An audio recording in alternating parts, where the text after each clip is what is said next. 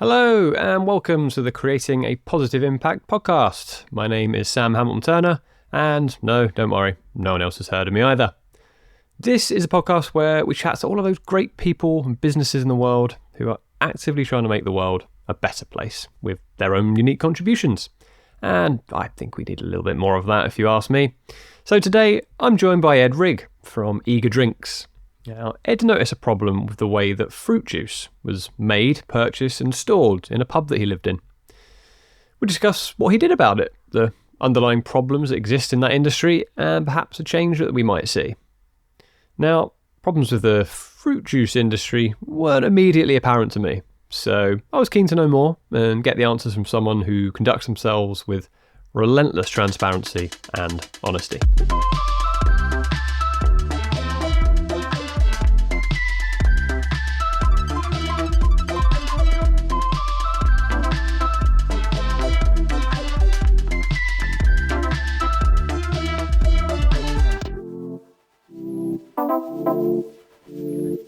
Ed Rigg, thank you so much for coming on. How are you doing? Very well, Sam. Thank you very much for having me. Good stuff. No, it's an absolute pleasure. Let's just dive right in, I think. So for those of us that perhaps don't know who you are or who Eager is, just give us some background, give us the story, a bit about you and how Eager came to fruition. Excuse the pun.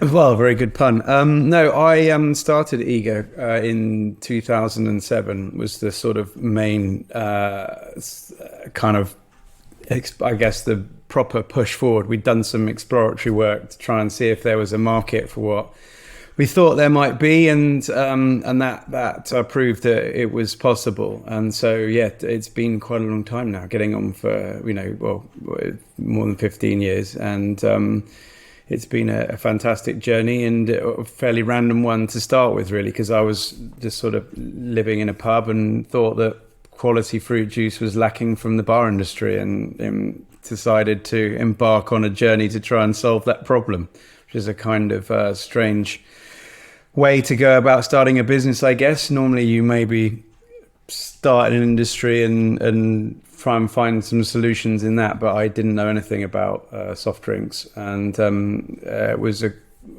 first person I picked up the phone to talk about apple juice was the kindest, most lovely person I'd spoken to in business on the phone. I thought I must be going in the right direction. Wow, who was that, just out of interest? It was the guys from Aspel Cider. Who, oh, no way. Wow, okay. Yeah. It's amazing how many good ideas come out of pubs, isn't it? Yeah, I think a lot of people sit in a pub and decide they're going to conquer the world, but I was actually living in one, so it wasn't, and it was a friend of mine's pub, and so I was doing the odd shift and things as well. So it was a very good turning point for me, and I'm really glad that I went on that journey. No, that sounds great. So, I mean, tell me a bit more about then what it was that kind of struck you. You know, you say you're in this pub, so there's no good quality, I think that was the word you used, fruit juice in pubs. So what was it at that point for you that you noticed just wasn't quite right? Was it this refrigeration element that I'm sure we're going to come on to? Was it the quality of the ingredients? What was it that stood out to you? Yeah, I mean, there was obviously decent juice in supermarkets at that point in time, which was the leading brands that you see today. But they weren't available in pubs. Pubs were still stocking from concentrate fruit juices. And I was like, well, why is that? And we looked into kind of the backstory of what was going on. And it turned out the bars just didn't really want refrigerated fruit juices because it took up valuable space for their beers, wines and spirits. And also the staff were, it was easily accessible to everybody. So everybody would drink it. It's quite expensive commodity product. So it was from all round, their feeling was that they just wanted to have it out of sight, out of fridges, and down in the cellar was the best place for it, and they could deliver it or get it delivered with all of their beers and wines and spirits on a non-refrigerated truck. They didn't have to rely on the sort of chefs or anything like that to order their juices for them, which was a big, you think that a pub works in a fairly cohesive way, but the sort of chefing team and the bar team are quite separate in terms of their ordering and all the rest of it. And so you are then reliant on someone to do that for you, which can sometimes go wrong because it's not that high on their priority list versus getting the steaks delivered. Fruit juice is like a secondary thought to the chef.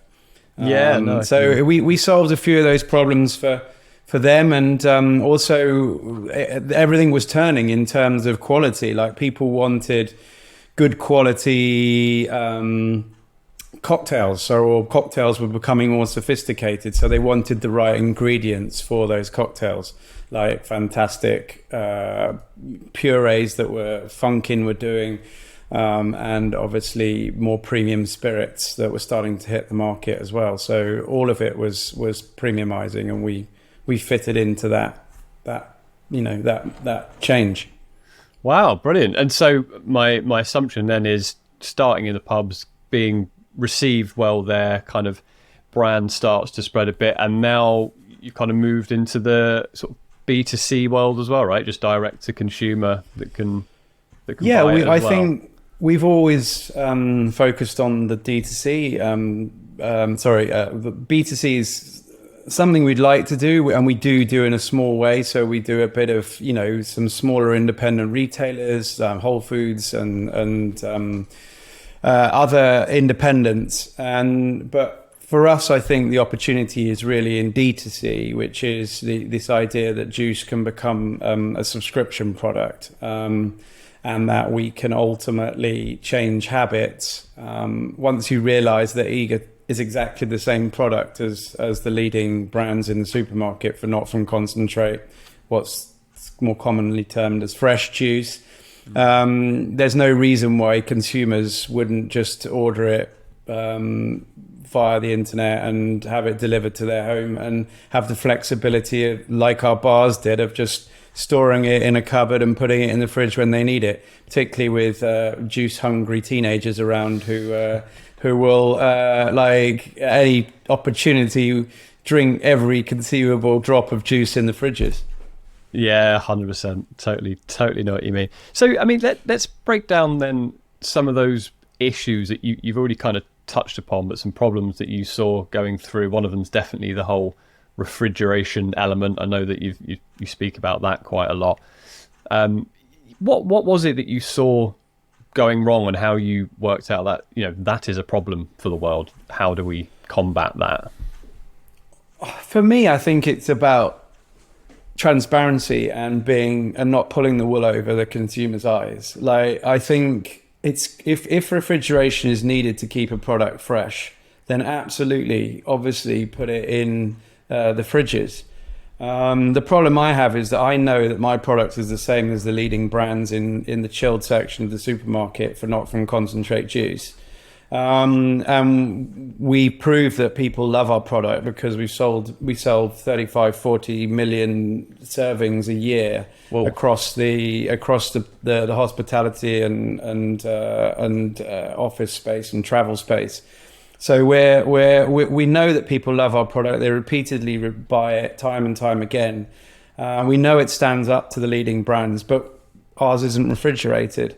So I think generally we feel that refrigerating juice was a serving suggestion that the big brands decided they wanted to do because it made consumers think it was fresh. And the reality is that fruit juice has been shipped from various parts of the world, sometimes been in the supply chain for a long time, and it isn't fresh. It is just cold. And so my view, I always start from a point of view of you have to be transparent with the consumer. The consumer doesn't want the wool pulled over their eyes. And we feel that we are the only brand out there that's really telling the consumer in a direct way the truth of what fruit juice should be and how it should be viewed. I mean, that certainly rings true. And you see on the side of the packaging, like, yes, there is sugar in this, drink responsibly. Like, I think that's a huge one, right? Like, I can only imagine that some of the responses you get are, well, it's fruit juice, of course it's healthy and good for me and I can drink loads of it, but it's full of sugar. Like, it's fruit, right? Like, that's, how do you kind of find the response to that? Well, I think the hard thing is obviously, the industry has told people that it's one of your 5 a day and that fruit juice is good for you and you should have it as a balanced diet. So I think you're always up against very ingrained ideas of what a product is. So some people who have maybe thought about it a bit more and have looked at the reaction of it has in their small children when they let them have it, or if they've talked to someone who's a diabetic who says that orange juice can literally save my life, he starts to realize that if it's that sugary, that people, it can be a very useful tool for diabetics, and also watch their children bouncing off the walls after drinking too much of it. They realize that it actually is full of sugar. And I think more and more people say, well, it's fructose sugar, but the body doesn't actually understand the difference between, it's not that intelligent. As brilliant as our bodies are, it can't decipher between different types of sugars. And I always say to people, go and try and eat, there are X amount of oranges, let's say 4 oranges, or the juice of 4 oranges in that glass that you're drinking. Go and try and eat 4 oranges and see how you feel. And I think that's the kind of telltale test. And obviously with an orange, you're getting the fiber if you eat it, which obviously helps to counteract the sugar. So it's a pretty, look, when I started out in this industry, I believed that I was creating a product that was good for you. So we are not perfect, but we have over time decided that it's absolutely becoming far more clear that fruit juice is sugary and that we should look at it a bit more as a treat as opposed to being one of your 5 a day. Wow, yeah, and it's kind of striking to hear that, I guess, from a fruit drink supplier. But like you say, it's all about the transparency, right? That's kind of at the heart of what you do. So it makes total sense. So I mean, do you find you get much pushback or resistance from either potential consumers or from some of the other big players in the game that rely on the way they do things with the refrigeration and the kind of getting people to consume it en masse?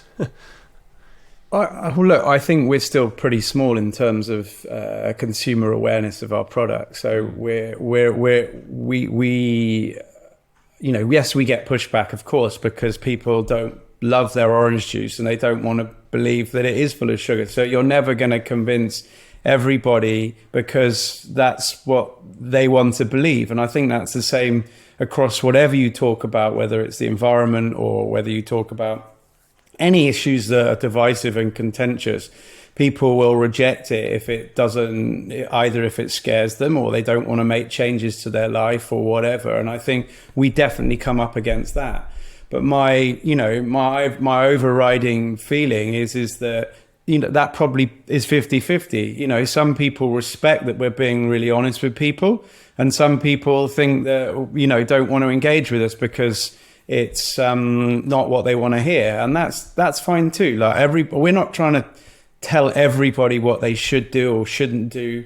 We're just trying to present another side of a story that has been told to consumers, and we feel it is the more honest story. That's always the key, isn't it? Sort of trying to tell people they should or shouldn't do is a very hard, messy thing to do, and people don't always listen. I think the show don't tell method is a lot more convincing, right? Just do the good thing and people will kind of catch on. So I think that's a great approach, and unfortunately it's one of those things that can't be forced, which is really hard when you're doing a good thing and you kind of you want to see more people making that change, and it can be really tough. But I think I've just found from previous kind of experiences that just doing a good thing and not really making too much of a song and dance about it is weirdly persuasive, I think. Oh, I really hope so, Sam. I mean, look, we're definitely, not a purpose-driven brand.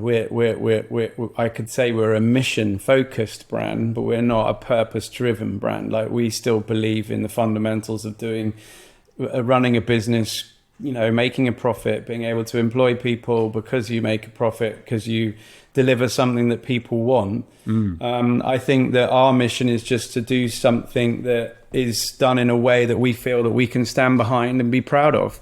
And I just think, the question mark around health and sugar, it will go on, but there isn't, around refrigeration, it is unquestionably, not correct that you can't get the same product unrefrigerated, because we've proved that is not the case. And if you go to France, for example, Tropicana is not in the fridges; they are in the long life aisle.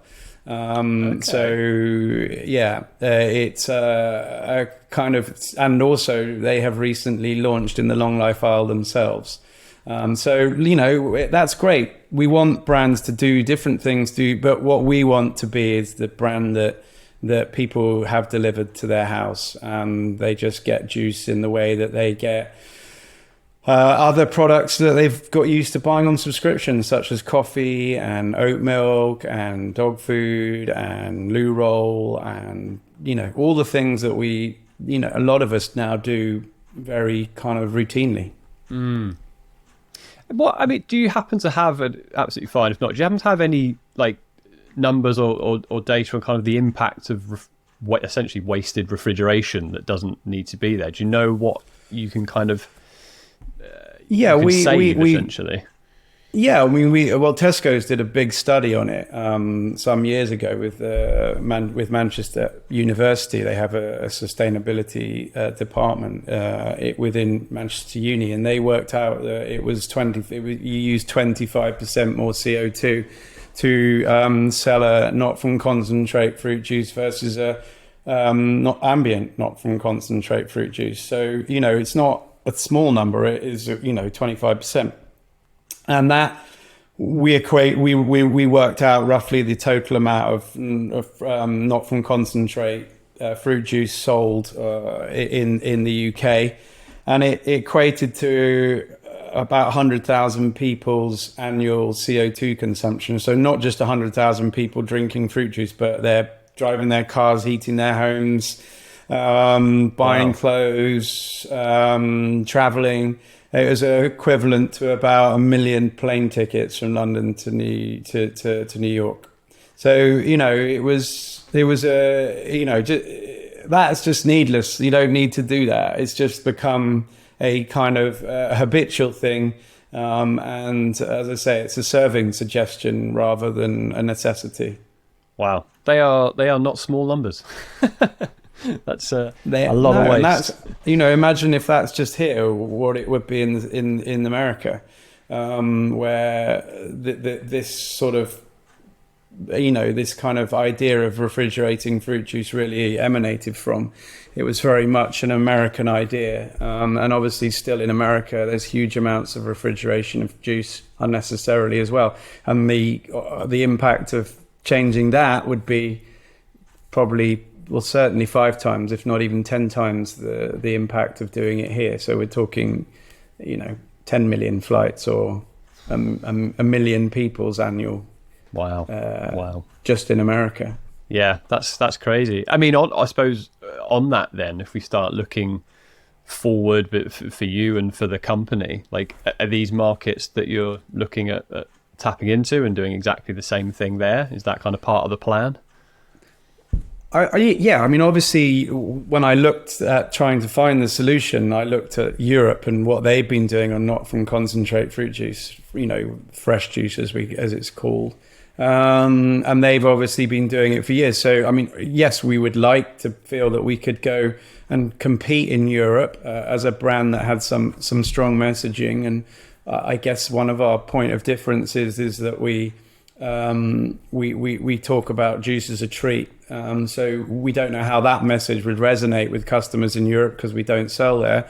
But obviously in America, it's a double-sided conversation because they obviously do refrigerate fruit juices.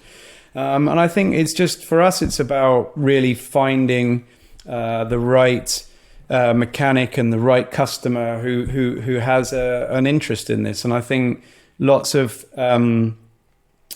juice drinkers are in their teens and early 20s. Our palates tend to change when we get to sort of 25 plus, and juice is less appealing to adults as we get older. And a lot of time parents are buying juice for their kids. And so, if we can add a bit of control to people's lives, like if you can buy juice and not have to store it in the fridge, and you can put it out of sight and out of mind, then hopefully that would mean that parents take back a little bit of control. I know I've got a teenage daughter, and trying to hide sweet things from them is a constant battle as a parent. And so I think that's a universal message the world over. And I think that kids will be kids and parents will be parents. And it's the Tom and Jerry game of cat and mouse that we all have to play with them, which is amusing, but sometimes extremely frustrating. Tell me about it. I've only not too long just had our first child. We've got a little boy, and I'm kind of thinking about these things, having to introduce certain things to him that I don't necessarily want him to have, but I don't want to keep from him either, because I think if you do that for too long and they find it their own way and they come, really quite set on having these things, and I guess juice could easily become, that kind it's the modern world, like phones, sugar. You've got to sort of drip feed it into them while you're slightly in control, because if they suddenly find it when they're out of your control, I mean, all hell can break loose. But it's an impossible job, and I think for parents the world over, we're constantly battling with more information about what's good for us and what's not good for us. And on the other side, we've got all these things kind of coming into our vision, like, as I say, phones and sugar and we have to try and navigate those very tricky waters. Absolutely, yeah. I mean, so something that's just occurred to me then, if you've kind of seen some of these problems in the fruit juice industry, do you see parallels and similar problems in other parts of the market, perhaps in what you might call fresh food, or maybe even more closely related, like sort of smoothie products, where, yes, we're made of fruit, but there's a process there, there's manufacturing. Have you kind of got your eye on that at all?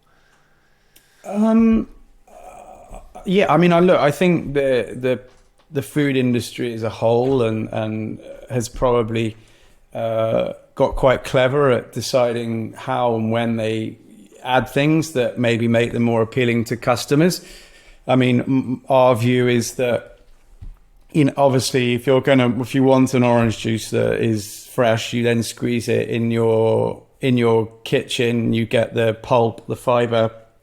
That is the ultimate way to consume fruit juice, and we could never compete with that, and we'd never try to. Now, not everybody wants to squeeze oranges every morning, not everybody has the time, people like the taste of it, so you offer people convenience, but convenience always comes at a price, and I think that we as humans tell ourselves that it's okay because the industry's told us that it's this way or that way and it's good for us, but reality is, the simple thing is, convenience comes at a cost, and that's normally to our health, in terms of we don't really know what is exactly the recipe of all of these things, whether it's pasta sauces or condiments or ready meals, or all of them probably have been formulated to improve people's reaction to them, and a lot of the time it's salt, sugar and fat that are very appealing to humans. Yeah, big time. Those things that they feel good in the moment, those treats, but aren't doing any favors further down the road. It's those kind of decisions that sometimes you don't even realize you've made them. You make the unhealthy choice because you want the sugar hit, and it all kind of compounds when you make enough of those decisions. It definitely compounds, and I think that's the thing. It's a really hard thing to regulate, because, as I say, I'm all for people making choices for themselves, and I don't believe in over-regulating a market. Okay. I think it's about brands being honest, businesses putting forward some transparent ideas, trying to do the best thing they can, and then consumers deciding whether they want to go with that brand or the other brand. I think change can happen if business decides that they want to, maybe step outside of the normal kind of brand or industry norms. And that's where we've gone. We've said, well, we would like to, present this side of the argument and show people this is what we believe. And we hope that resonates with consumers, rather than puts them off, because we're certainly not telling consumers what they should and shouldn't do. We're just trying to be transparent. I just wonder whether, I mean, it's just occurred to me then, to be honest, but I'm largely very with you on the kind of over-regulation thing. I don't necessarily think it's a good idea or works, and telling people what we can and can't have isn't necessarily a good idea. But I do wonder whether maybe some stricter regulation or rules on what companies can say. I mean, let's say you're, all the transparency and the messaging you've got. If there was tighter regulation on not what's being sold, but what's said about it and how it's sold. Like, you can say whatever you want, but you have to be honest with these things. Like, is it actually fresh? Is it actually healthy? Like, maybe some tighter rules on that. Do you think that would work or be a good idea?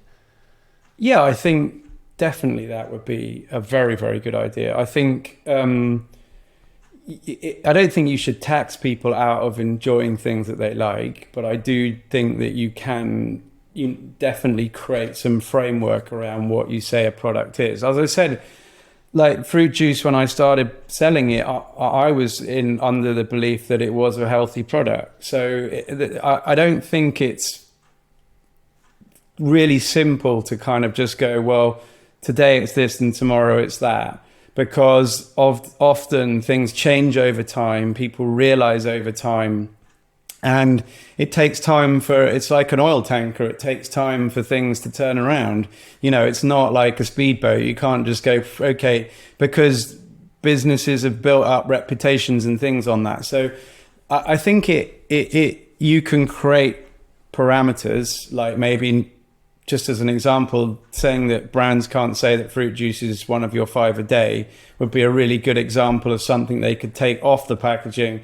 They don't have to go as far as us and say that it's got sugar in it and it's a treat and should be, but it would certainly go one big step towards having another look at whether it really is one of your 5 a day. No, I think that's a very good point, a very good idea. Let's just sort of move slightly away from the business side of things. Perhaps move on to a more personal level. So, what motivates you? What drives you and keeps you working every day at Eager and kind of trying to achieve this mission that you've set out? I think it's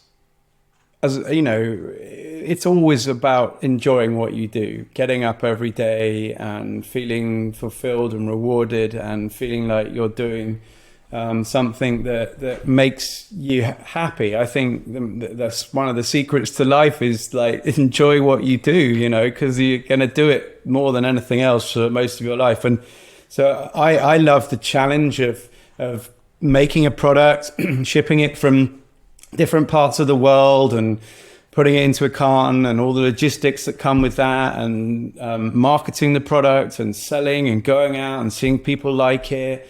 It's been an incredible journey. I mean, when I started, I was in a van and driving around London. In the morning, I would do all the paperwork and take the orders, and then in the afternoon, I would go around and drive and drop things off around London. And it was a really sort of just dynamic experience, because you would go and see someone, you get immediate feedback, you'd get this. It was almost what we were meant to do if you're interested in sales. Like the idea of just sort of like posting some samples to someone and then sending them an email, never really filled me with that much excitement. It was always about getting out and getting people to react to what you'd produced and getting that feedback, and them going, oh, it's great, yeah, we'll buy a case. Oh, great, I'll be around tomorrow and drop it off. And I got to know London really well, because I literally drove to all 4 corners of London, dropping off tons of fruit juice. So I think just, for me, getting up every day and just and loving what I do, and I'm lucky that we've created quite an outsourced model, which was by necessity, really, because we didn't have a lot of money in the early days. So taking on full-time employees was quite a risk. And I've built up a very sort of outsourced business model. So again, that just gives me a lot of flexibility to be able to work from anywhere, because we're not all based in the same office. And I guess that, from my point of view, I know a lot of people found that during COVID they really enjoyed remote working. But for me, I've been doing it since I started at Ego, and I find that it's very good for stimulating ideas, because you're not, you're out about sometimes doing different things, but you've always got your phone, so you can always respond to things. But at the same time, you're not looking at the same four walls. And so if you've got a problem, it can really help to try and unlock some ideas and things like that. And just the flexibility and the variety. So I love that about my everyday life, and that's a real fantastic part of it. And just also it gives me a bit of flexibility to spend time with my family, do things that other maybe office-based, pure office-based employees aren't able to do. Like, I can pick up my kids most days, and I use the time on the way to pick them up to make phone calls. And so I use it as productively, but it's a different type of working. So because a lot of people don't pick up the phone that much anymore. It's, all done through emails and messaging. And so I love the phone. People always find me annoying because I call them on the phone a lot, but I love it. And I hate scheduling like video calls and things like that. As useful as they are, I just want to pick up the phone and call someone when I want to call them. You know what? It's so funny you say that. You sound exactly like my business partner, Sam Jump, one of the greatest guys I know. Exactly the same. He phones everyone all the time. No text, very rarely emails. But you know what? I have to give him, credit. His ability to invest in relationships like that is kind of second to none, and it goes a long way. He's a very well respected, liked, loved guy. He's one of the best people I know, and I do think a big part of that is the phone call thing. Just picking up the phone and having an actual, real, on-the-fly conversation rather than scheduled, calls and emails and texts and things. So I think maybe people find you annoying, but I wouldn't be surprised to also find out if actually they're quite touched and actually they do appreciate the call. I think keep doing it. Well, I say that is it's becoming a lost art, and I really hope that younger people find the love of making a phone call, because it is, as you say, it's with so sort of social media and WhatsApp and text and email based that it's one of the great joys to pick up the phone call and or to have a phone call with someone that becomes something that you goes off in different tangents and can become a really special interaction in your life. And so I'm all for it. Keep the telephone going. Absolutely, couldn't agree more. It's something I need to get better at myself, to be honest with you. So I think I've just got one last thing to ask you before we wrap up, and this is kind of looking forward and outside of yourself and business. And what we like to do at the end is to give you a chance to give a shout out or mention to someone that you think is doing really great work to make the world a better place. That can be a person that you know or don't know, have heard of, or a business or an organization, anyone that you think is worth mentioning and that we should all go and check out and see what they're doing. It's a really good question. I did think a bit about this. I think for me personally, it's not really like one person. It's a sort of group of people, if you like. And that's the sort of over 40s who are still sort of finding their feet.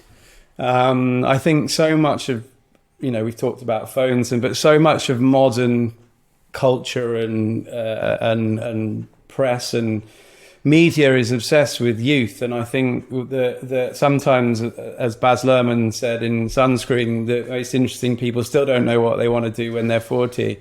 And I think that my own life, I think of, I've obviously been really lucky to do Ego, and I've worked hard at it, but so many of the people I admire really sort of came into their stride in their 40s, whether that's, Warren Buffett or Tina Turner or Sam Walton from Walmart, or so many people who really found their feet in their 40s and had not that they hadn't been a success and they hadn't done interesting things up to that point, but I think there's a real kind of beauty in a bit of experience. And obviously Steve Jobs coming back to Apple, I think, would he have been as successful if he hadn't come back after going off and doing other things and being a bit older and being able to be a bit wiser?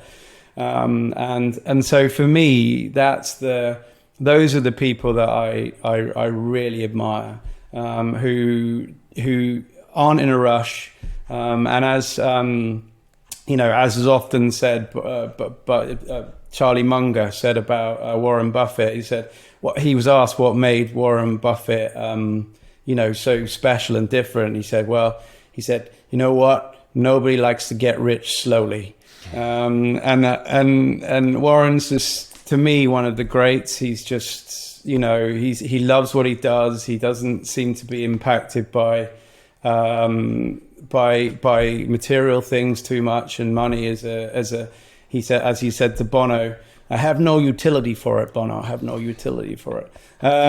So to me, someone that wants to make people's lives better by helping them invest their hard-earned money so that they can enjoy their retirement, but not be kind of caught up in the trappings of wealth, and loves what he does and seems like a very decent man. He's one of my heroes, I guess. I love that. Yeah, it's a great answer. It's not the answer I was expecting, but it's brilliant, and it makes a lot of sense. I think there's almost this strange kind of, you got to have your life worked out by the time you're 30, otherwise you're stuffed and it's all too late. But it's abundantly not true. It's just something, and maybe we've been told for a while. But I very much like the message there that is not the case. There's always time, and maybe there's something in kind of doing it at that kind of point and waiting that on, because you have more life experience to kind of have a more macro approach to some problems you've seen, and some found some more meaning in your world, I suppose. Well, I think it's just that probably priorities change, and so you maybe view what you want differently, and I feel it doesn't mean that you still don't want to be successful and achieve things, but the maybe the motivations change a bit. And I do think it's important that you do try in your 20s and 30s. I don't mean just like sit on a beach and then get 40, go, right, now I'm gonna suddenly build Tesla from scratch. It is you can't, but all I'm saying is that don't be obsessed with building a scalable business right from the start. Like learn your craft. Like a musician, you don't want to blow out first album. You want to be able to evolve into your craft and learn how to get better at it. And then hopefully, as you get better at it, you've got more to say, and then you can write music that gets better and better. I mean, look at someone like Chris Martin, who's just, still writing fantastic songs, and has just got, his craft is just getting better and better, and also their live shows, Coldplay's live shows, are just unbelievable. Yeah, they're a sight to behold, aren't they? I really like the early days stuff, the story, ducking and diving around London and the grind, and it's great when you hear founders' stories of things like that, and how they never forget about them. And they always look back on it with kind of like that was their favourite bit. It's almost a shame that they scaled. Well, that's what I mean about not rushing it, not having to scale fast, and because often if you scale really fast, what happens is that you don't actually learn the basics, because it just all happens so quickly. You're not quite sure why. And so to replicate it is much harder. And ultimately, if you scale and then there's an exit, or it gets so big that you're not the best person to run it, you then go, well, that's great, but how did I don't really know what happened there. So how do I do it again? And I think that's why, when, say, Steve Jobs went away from Apple and went back to and built Pixar, he knew when he went back to Apple because I don't think he really understood up to the point when he left Apple but then went and did Pixar, learned what it was to build a great company, and then went back to Apple and applied that with that knowledge. And I think that's why I say it's not such a rush. And I think same with Elon Musk to a degree, like with PayPal and then putting it all on the line and building the companies that he's built. Another, inspirational story, really. Yeah, I think there's something in, you've got to have a certain amount of time to make mistakes as well. Only, like you say, if you don't know why something's worked, I don't think you've had enough time to make enough mistakes and learn from your failures. Yeah, I think mistakes is a real buzzword, and I think it's something that kind of goes along with sort of like super scaling, if you like, super scaling businesses, mistakes. I think people that, you'd ask like Steve Jobs, did you make many mistakes at Pixar? And he would probably say not that many, because like they just nailed it and they made unbelievable films. But did you learn? Yeah, of course you learn, because you're doing it and you're learning what works. I think it's, this idea that we're only as good as our mistakes it's a concept, but it's not.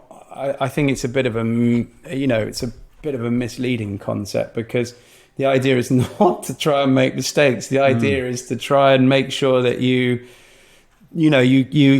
think through the problem. You take your time. As my dad's got a building business, and his one of his foremen once said to me when I was doing a bit of labouring in the early days, he said, always measure twice, cut once. Like it can often be, if you're super scaling a business, you're like running around like a crazy person, you're cutting like bits of wood everywhere, and obviously those are like loads of mistakes. And you do learn from them, but they're really expensive. And actually it's just about, again, not being in such a hurry, and hopefully, making less mistakes, but you don't learn any less, because you just put a lot of thought behind it and try and figure out what all the different permutations would be that would mean that it wouldn't be a success. No, I like that, actually. There's a very different way of looking at it that I've not really considered. Maybe it's just sort of in the... don't be afraid to make mistakes, because I think maybe that's something that can stop you from starting in the first place. Maybe that's something else, isn't it? I think you're inevitably going to make some at some point, I guess. yeah, you're always going to make mistakes. Don't be afraid to make mistakes is I think that should be the buzzword. And I always, the ability for you as a person to be able to convince yourself that there is going to be no mistakes, it's just going to all go perfectly. It's like the greatest gift for someone that wants to start a business, because if you sit there and go, well, this and this could go wrong, or this could go wrong, you'd never start it in the first place. And so like when I started it, I thought, it's going to go swimmingly. I'm going to be, it's going to be huge. We're going to be selling fruit juice all over the world. It's going to be massive. And then, of course, the reality dawns on you, and you do make mistakes, and it doesn't go quite how well you thought. But you're in it at that point, and then you just hopefully just enjoy the ride, however big or small it is. You get some real satisfaction out of enjoying being in amongst it and trying to make it a success. Absolutely. So I'm gonna wrap this up now. And the first thing I want to say is just thank you very much for your time. Really do appreciate you coming on. It's been great to hear about your story and Eager and where you guys are going. So that's been really, really insightful. Is there anywhere we should be looking if we want to find out more about you or more about Eager? Any links we should be looking at? Well, Sam, thank you very much for having me, and hopefully this is enough about me on this podcast. But if you would like to find out about Eager, then please go to eagerdrinks.com, and hopefully people will, decide to get some fruit juice on subscription or buy it once and see how much they like it, and then subscribe, and we can become a regular part of people's lives. I do hope so. I'll have the links in the show notes for you. Thank you very much for your time, Ed. So there you go. That's the problems with fruit juice, and more importantly, I suppose, the industry at large. Perhaps big brands haven't really been totally honest with us about the impacts of their products. No surprises there. I actually really enjoyed Ed's business insights, which I wasn't totally expecting, but obviously makes total sense. He runs the business after all. He is a businessman. I really appreciate his approach of not telling consumers what they should or shouldn't do. That may well become a bit of a theme on this podcast, because as much as we want change, being forceful just often isn't the best tactic. We can often marginalise people and push them further away. And I think the way we communicate these issues is arguably just as important as the issue itself. If we want change, we need people on side. And that means being effective, not just correct. That's my 2 cents anyway. Thank you for listening. We'll be back next week. In the meantime, check out the show notes for links to eager drinks and maybe give them a go. Until next time, take care of yourselves and maybe give someone a compliment if it feels appropriate. To many, it'll mean more than you'll ever know.